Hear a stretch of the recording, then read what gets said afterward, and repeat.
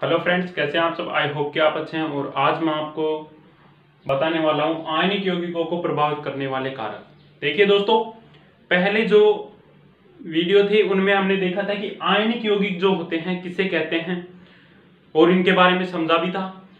और आज हम देखेंगे आयनिक यौगिकों को प्रभावित करने वाले कारक। देखिए, आयनिक यौगिक हैं, उनको प्रभावित करने वाले कारक भी होंगे, तो उनको हम देखेंगे। और पहले की वीडियो यदि आपने नहीं देखी है तो प्ले लिस्ट में जाके आप देख सकते हैं। अब यहाँ पे देखिए, एक बात मैं आपको बता दूं कि आप कोई भी परेशानी हो, आपको समझ में नहीं आता है, कोई भी परेशानी हो तो आप कमेंट बॉक्स में जरूर बताएं। मैं आपके प्रश्न का आंसर अवश्य दूंगा। तो देखिए, एक बात कि जो कई बच्चे बोल रहे थे कि सर ये जो आप क्लास ले रहे हो इसके अंदर मोस्ट इंपॉर्टेंट क्वेश्चन करवा रहे हो या फिर लगातार पढ़ा रहे हो, चैप्टर वाइज पढ़ा रहे हो। तो मैं आपको एक बात बता दूं कि मैं पढ़ा रहा हूं, उसका तरीका थोड़ा अलग है। देखिए, केमिस्ट्री के अंदर आपने पास 3 बुक है। कितनी बुक है? 3 बुक हैं, जिनके अंदर से मैं आपको इनऑर्गेनिक केमिस्ट्री अर्थात अकार्बनिक रसायन, कौन सी?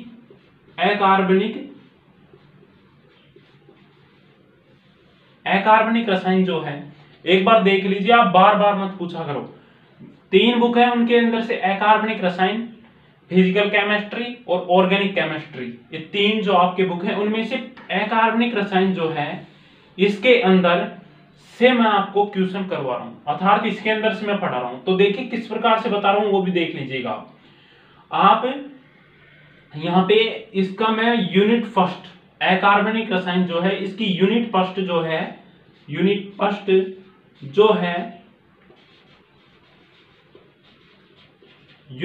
जो है उसके अंदर से महत्वपूर्ण टॉपिक करवा रहा हूं। बाकी के करने से अपन को कोई मतलब नहीं है। मैं ऐसे टॉपिक करवाऊंगा जो 100% 100% उनसे क्वेश्चन मिलेगा। ये जो मैं टॉपिक करवा रहा हूं इनसे क्वेश्चन मिलेगा, क्वेश्चन आएगा इनके अंदर। मैं फालतू के नहीं करवा रहा, आपको बहुत बड़ा हो जाएगा, इसलिए मैं महत्वपूर्ण टॉपिक जो है आपको हल करवा रहा हूं।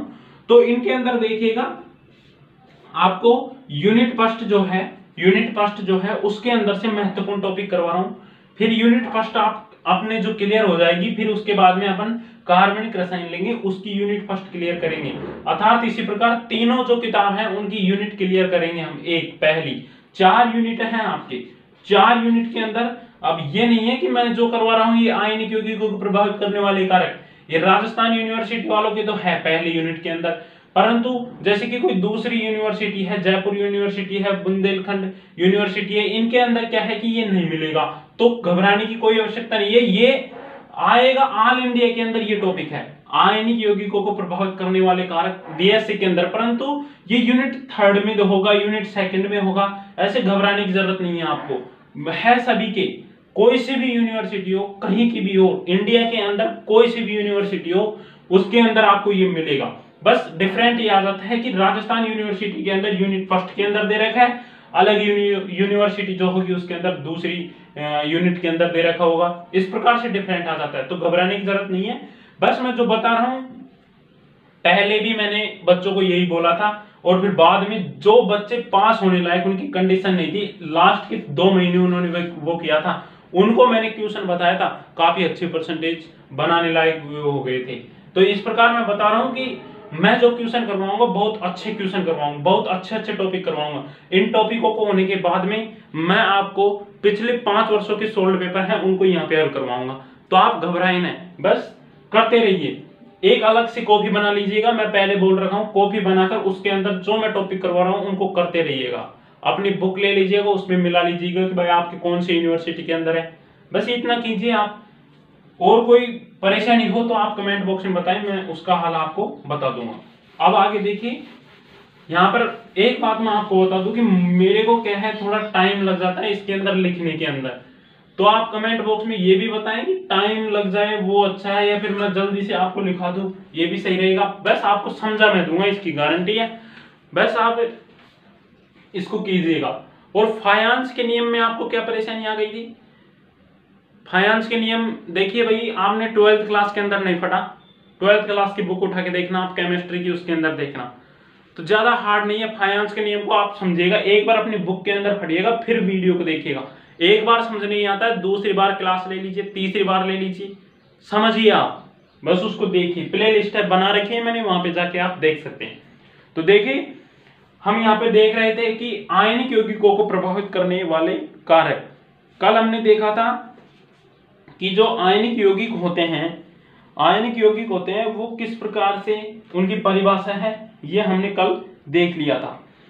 अब देखेंगे विलेयता, देखी थी हमने कल आयनिक यौगिकों की विलेयता। आज देखेंगे इसको प्रभावित करने वाले कारक। तो देखिए पहला कारक जो है वो विलायक का पैरावैद्युत स्थिरांक, विलायक का पैरावैद्युत स्थिरांक, ये हो गया।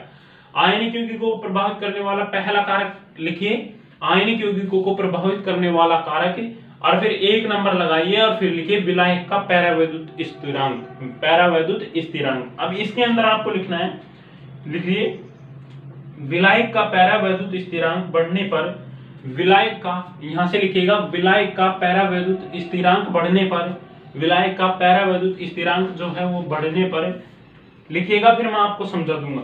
बढ़ने पर उसमें आयनिक यौगिकों की विलेयता बढ़ती है, उसके अंदर आयनिक यौगिकों की विलेयता बढ़ती है। आयनिक यौगिकों की विलेयता क्या होगी? बढ़ती है। आगे लिखिए विलायकन ऊर्जा में अपेक्षाकृत कम वृद्धि होती है। विलायकन ऊर्जा जो होती है उसके अंदर अपेक्षाकृत कम वृद्धि होती है, कम वृद्धि होती है। आगे लिखिएगा क्योंकि आयनिक क्रिस्टल के, क्योंकि आयनिक क्रिस्टल के आयनों की विलायकन ऊर्जा, आयनों की विलायकन ऊर्जा बढ़ जाती है। विलायकन ऊर्जा तथा आगे लिखिएगा विलायकन ऊर्जा तथा पैरावैद्युत स्थिरांक सिग्मा में निम्न संबंध होता है। पैरावैद्युत स्थिरांक सिग्मा में निम्न संबंध होता है। पैरावैद्युत स्थिरांक को इससे प्रदर्शित करते हैं, आप देख लीजिए, इसको सिग्मा भी बोल सकते हैं, आप कुछ भी बोल सकते हैं। आगे देखिए, अब देखिए, अब इसको समझिए आप। एक ये समीकरण और लिख लीजिए, फिर मैं आपको समझाता हूं। ये 12th क्लास के अंदर है, वहां से ली गई है ये समीकरण।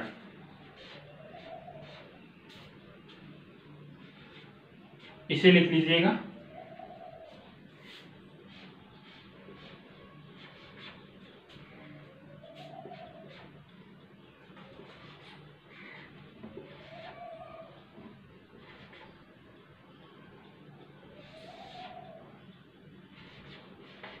इसे आप याद कर लीजिएगा, बहुत ही अच्छी समीकरण है।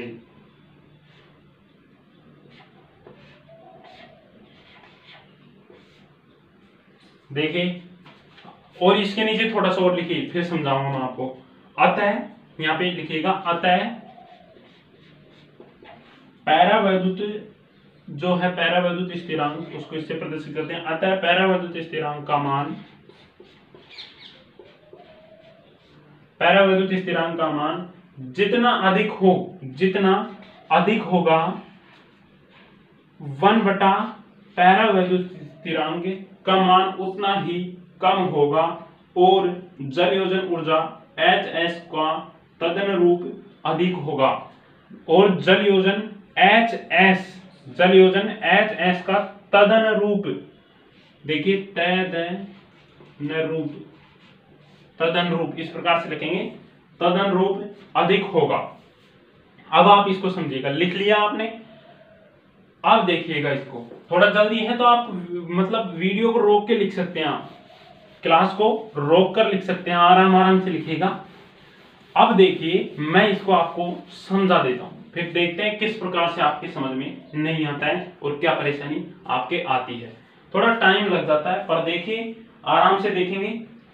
विलायक का पैरावैद्युत स्थिरांक बढ़ने पर उसमें आयनिक यौगिकों को विलेयता बढ़ जाती है। विलायक जो है, देखिए आप समझिएगा, विलायक जो है उसका पैरावैद्युत स्थिरांक, विलायक का पैरावैद्युत स्थिरांक बढ़ने पर उसमें आयनिक यौगिकों की, विलायक जो है, यदि देखिए इसके अंदर कोई विलायक है, विलायक ये तो आपने पढ़ा है, इसके अंदर कोई विलायक है, इसका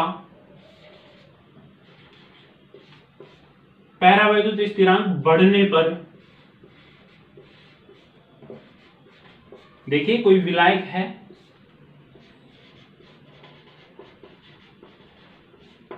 कोई विलायक हो गया, इसका पैरावैद्युत स्थिरांक बढ़ने पर इसके अंदर जब पैरावैद्युत स्थिरांक होगा वो बढ़ेगा तो क्या होगा, देखिए इसके अंदर पैरावैद्युत स्थिरांक बढ़ने पर उसमें आयनिक यौगिकों की विलेयता बढ़ती है। इसके अंदर जो आयनिक यौगिक होंगे उनकी विलेयता बढ़ेगी, आयनिक यौगिकों की विलेयता बढ़ जाएगी।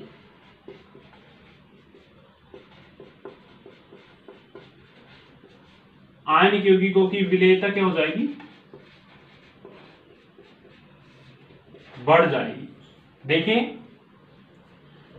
कोई विलायक है, उसके अंदर पैरावैद्युत स्थिरांक का मान बढ़ जाता है, उसका देखिए इसको प्रभावित ही तो कर रहे हैं कि जब इसका पैरावैद्युत स्थिरांक का मान बढ़ जाएगा विलायक के अंदर तो आयनिक यौगिकों की विलेयता भी बढ़ जाएगी। तो इसको प्रभावित किया या नहीं किया, प्रभावित किया ना, पैरावैद्युतांक स्थिरांक बढ़ने पर इसको आयनिक यौगिकों की विलेयता आपके बढ़ जाएगी। तो इसको प्रभावित किया, भाई प्रभावित किया क्योंकि इसके आयनिक यौगिकों की विलेयता क्या हो जाएगी, बढ़ जाएगी, इसलिए इसने प्रभावित किया। पैरावैद्युत स्थिरांक बढ़ाएंगे तो इसके आयनिक यौगिकों की विलेयता बढ़ेगी, इसका मतलब इसने प्रभावित किया। समझने लायक बात यही है कि इसको प्रभावित करने वाले कारक कौन सा था, पैरावैद्युत स्थिरांक इसको प्रभावित करता था। किस प्रकार से करता था, भाई कोई विलायक है उसके अंदर पैरावैद्युत स्थिरांक बढ़ाया जाता है तो उसके आयनिक यौगिक आयनिक जो यौगिक होंगे उनकी विलेयता भी बढ़ जाएगी। बस यही तो है प्रभाविता का नियम। पहला प्रभाव किया इसने, पहला प्रभाव क्या किया, पैरावैद्युत स्थिरांक। बस इससे याद होना चाहिए विलायकों का पैरावैद्युत स्थिरांक, इससे हमको याद हो गया कि देखिए कोई भी साथ साथ याद कीजिएगा, एक रफ ले लीजिएगा, मैं जो लिखाता हूं उसको आप एक साथ लिख लीजिए, फिर एक रफ ले लीजिए। रफ के अंदर आपको याद करने का तरीका बेस्ट है, साइंस के अंदर प्रैक्टिकल तौर पे याद करोगे तो मैं गारंटी देता हूं सब याद होगा आपको। यहाँ पे क्या है भाई, आपने नॉर्मल किताब बुक के अंदर नहीं दे रखा है डायग्राम, पर यहाँ पे क्या देखेंगे हम कि कोई पात्र है उसके अंदर विलायक है, पात्र है उसके अंदर विलायक है, विलायक के अंदर पैरावैद्युत स्थिरांक, ये देखिए पैरावैद्युत स्थिरांक जो है इसका मान बढ़ाएंगे हम तो आयनिक यौगिकों की विलेयता बढ़ेगी। यहीं पर तो समझ में आ गया, विलेयता बढ़ेगी तो तभी तो इसको प्रभावित कर रहा है पैरावैद्युत स्थिरांक। इस प्रकार से देखना आपको, इस प्रकार से आपको याद करना होगा, तब आप कभी नहीं भूलोगे। कई बच्चे बोलते हैं याद नहीं रहता, याद रहेगा, प्रैक्टिकल तौर पर याद करें हम। आगे देखिए, अतः जो कारक, देखिए आगे इनको मैं यहां तक समझा दिया, आगे समझिए आप। वे आयनिक यौगिकों की विलेयता को प्रभावित करेंगे, विलेयता को प्रभावित करने वाले कारक निम्न होते हैं। पहला कारक आप ये देखिए विलायक का पैरावैद्युत स्थिरांक, ये आपके समझ में आ गया होगा उम्मीद करता हूं। आगे देखिए जो दूसरा कारक है उसे देखेंगे,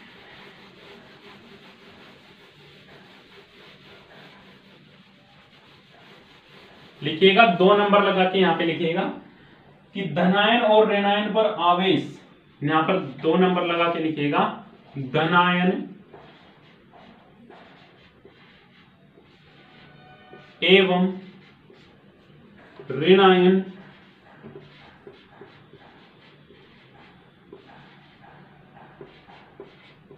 पर आवेश, धनायन और ऋणायन पर आवेश जो है इसे देखिएगा। और पीडीएफ आपको लेनी है, पीडीएफ आपको लेनी है इनकी, तो आप कमेंट बॉक्स में कमेंट करें, मैं पीडीएफ की भी व्यवस्था आपको करवा दूंगा। देखिए आगे देखिए ऋणायन पर आवेश, इसको देखेंगे तो देखिए लिखिएगा, आप इनको आगे लिखिएगा कि विलायकन ऊर्जा और, लिखिएगा विलायकन ऊर्जा और जालक ऊर्जा के मान आयनिक आवेश बढ़ने के साथ बढ़ते हैं। क्या बोला मैंने, इसके आगे लिखिएगा आप विलायकन ऊर्जा और, विलायकन ऊर्जा और जालक ऊर्जा के मान आयनिक आवेश बढ़ने के साथ बढ़ते हैं। आगे लिखिएगा किंतु जालक ऊर्जा में वृद्धि विलायकन ऊर्जा की तुलना में अधिक होती है। आगे लिखिएगा विलायकन ऊर्जा में अपेक्षाकृत कम वृद्धि होती है, विलायकन ऊर्जा में अपेक्षाकृत कम वृद्धि होती है। आगे देखिएगा क्योंकि विलायक अणुओं में आंशिक आवेश होता है, क्योंकि विलायक अणुओं में आंशिक आवेश होता है। आगे देखिएगा, फलतः आयन तथा विलायक अणु के मध्य आकर्षण कम होता है। आगे लिखिए, जबकि आयन की क्रिस्टल में अंतरा आयनिक आकर्षण अपेक्षाकृत अधिक होता है। आगे लिखिए, अतः अधिक आवेशित आयनिक क्रिस्टलों की विलेयता कम हो जाती है। अब इसे समझिएगा, फिर इसका मैं एग्जांपल आपको बताऊंगा। आप इसको पहले समझिए, फिर आपको इसका उदाहरण मैं आपको लिखा दूंगा। देखिए, समझने के लिए आपको क्या करना होगा कि मैंने आपको क्या लिखवाया, दूसरा है धनायन एवं ऋणायन पर आवेश। इस पर मैंने आपको सर्वप्रथम क्या लिखा है, ये देखिए। मैंने लिखवाया विलायकन ऊर्जा और जालक ऊर्जा के मान आयनिक आवेश बढ़ने के साथ बढ़ते हैं। विलायकन ऊर्जा और जालक ऊर्जा, देखिए विलायकन ऊर्जा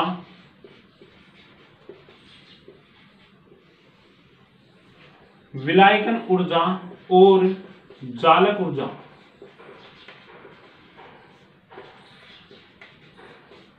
ये लिखवाया मैंने आपको। विलायकन ऊर्जा और जालक ऊर्जा के जो मान होते हैं वो आयनिक आवेश की तुलना में अधिक होते हैं, अर्थात इसके साथ साथ आवेश के बढ़ने के साथ ये भी बढ़ते हैं। विलायकन ऊर्जा और जालक ऊर्जा जो है, आवेश बढ़ेगा क्यूसेंट, अर्थात क्यू को आवेश से प्रदर्शित करते हैं, आवेश को क्यू से प्रदर्शित करते हैं। क्यू जो है अर्थात आवेश जो है बढ़ेगा तो इनका मान भी क्या होगा, बढ़ेगा। क्या होगा, बढ़ेगा। समझ में आ रहा है, विलायकन ऊर्जा और जालक ऊर्जा का मान आवेश के साथ साथ बढ़ेगा। आगे देखिए, मैंने बोला कि किंतु जालक ऊर्जा में वृद्धि विलायकन ऊर्जा की तुलना में अधिक होती है।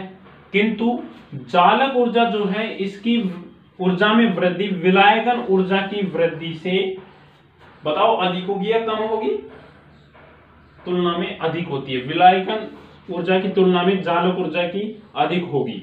आगे देखिए, मैंने क्या बोला आपको, इसको आपको समझाने की कोई आवश्यकता नहीं है, बहुत नॉर्मल है, इसको आप याद करोगे। मैंने बोला डायग्राम बना के याद करोगे तो अच्छी तरह से समझ में आ जाएगा। आप इसका एग्जाम्पल देखिए, किस प्रकार से है एग्जाम्पल। उदाहरण लिख लीजिएगा सीधे से, CaS4। देखिए उदाहरण लिखिए, CaSO4 नहीं, CaSO4 सॉरी, CaSO4। आगे देखिएगा Ca3। एग्जाम्पल जरूर याद कीजिएगा, आप उदाहरण जरूर याद कीजिएगा। Ca3PO4 2। आगे देखिएगा AlPO4 आदि, इन्हें आप लिख लीजिएगा। तो देखिए, दो हो गए हमारे पास, दो और हैं इसको प्रभावित करने वाले कारक, उनको हम देखेंगे कल। तब तक के लिए धन्यवाद। जय हिंद दोस्तों। वीडियो को ज्यादा से ज्यादा शेयर करें जिससे कि आपको लाइव पढ़ाया जाएगा।